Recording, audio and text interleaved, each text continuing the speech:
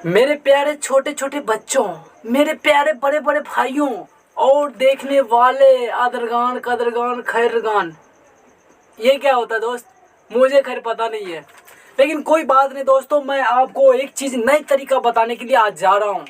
क्या आपको यह चीज़ पता है? अगर आपको पता है तो वो भी ठीक है, अगर पता नहीं भी है तो वो भी ठीक है, क्योंकि मैं आज आपको वो बताऊंगा कि घातांक अर्थात घातांक घात को कैसे हल करें, वो भी मल्टीप्लिकेशन के रूप में। तो चलिए इसको हल करने के लिए तरीका मैं ढूंढ रहा हूँ। तो इसके लिए अजीब तरीका है, अजनबी क्लास में अजनबी तरीका है, और इस तरीका में हम लोग इसको इस प्रकार से सॉल्यूशन करेंगे कि जो कि देखने के साथ आंसर बन सकता है। मेरे हिसाब से, आपके हिसाब से, सबके हिसाब से, सिर्फ देखने के साथ। राइट, तो चलिए इस पर फोकस कीजिए। दोनों आँख की रेटिना को यहाँ डाल दीजिए। सॉरी, आँख की रेटिना पीछे में रहता है, सिर्फ आँख की लेंस से आपके आगे है, इसलिए आँख की लेंस को इस बोर्ड पर डाल दीजिए और इसकी फोकस को अपने रेटिना पर पहुंचा दीजिए और चुटकी बजाते हुए इसका आंसर बन जाएगा। राइट, चलिए आइए दोनों आँख को लेकर, दोनों नेत्र को लेकर एक ही बात है। तो देखिए दोनों की घातांक बराबर है, तो दोनों की घातांक बराबर है, तो दोनों की घातांक बराबर ही लिखना है मुझे। ओके, लिखिए।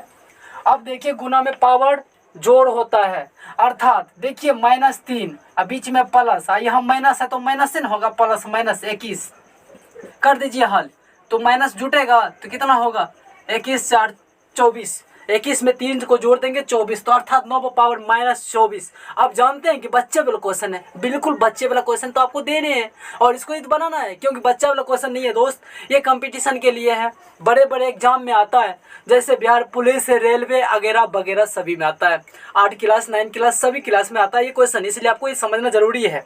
ना समझिए तो कोई बात नहीं है, लेकिन वीडियो को चुपचाप। चलिए आगे देखते हैं। देखिए नीचा में दोनों घातांक बराबर है, तो घातांक बराबर है तो बराबर 2 इधर लिख देंगे, इधर -2 है, इधर -2 है, तो बीच में प्लस होगा, गुना में पावर जुटता है ना, तो जुटता है तो -6, पावर 6 लगा दीजिए, -6, बस ये आपका आंसर निकल के तैयार हो गया।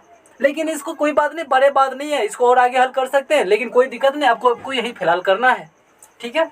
चलिए यहाँ देखिए नीचा में दोनों घातांक बराबर है, 3 3, अब ऊपर में 5 पावर 4 है, -4 है, तो आपको पता ही है ना, तो 4 हो गया -4 हो गया, आपको पता है 4 4 घट गया तो 0 हो गया, 3 पर पावर 0 तो इसका मान क्या होगा, 3 पर पावर 0 तो इसका मान 1। आप समझ रहे हैं, दुनिया की कोई भी संख्या ऐसी है जिसके ऊपर हम पावर डाल देंगे 0 तो उसका मान क्या होगा 1, सिर्फ 1, क्योंकि आपको पता नहीं है 0 का महत्व बहुत बड़ा है, जैसे पाई की महत्व बड़ा है उसी प्रकार 0 की महत्व बड़ा है, जिसके ऊपर 0 लग जाए पावर में उसका वैल्यू 1 बना देगा, चाहे वो कितना बड़े औकात का क्यों ना हो।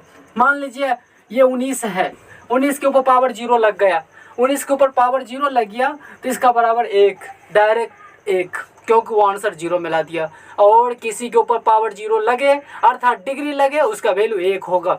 राइट, तो चलिए इसको हम बनाएंगे अभी तुरंत जस्ट, मैं इसकी बात करूंगा कैसे बनेगा। देखिए ये 4 है, यहाँ 2 है, हमको पता होना ये चाहिए कि घातांक दोनों की बराबर होना चाहिए, लेकिन यहाँ घातांक दोनों बराबर नहीं है, तो मुझे क्या करना पड़ेगा, तो ये देखिए 2 है, तो क्या 4 को 2 का स्क्वायर करेंगे तो हो सकता है ना इस रूप में, बिल्कुल हो सकता है, तो दोनों की घातांक बराबर है, ये पावर गुना में क्या होगा जुटेगा, 4 2 6, देखिए आंसर बन गया।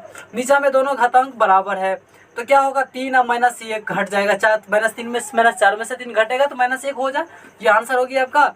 और ये देखिए 5 5 दोनों बराबर है तो 5 लिख दीजिए, 4 में से -3 गया 1, तो अर्थात ये आंसर आ गया।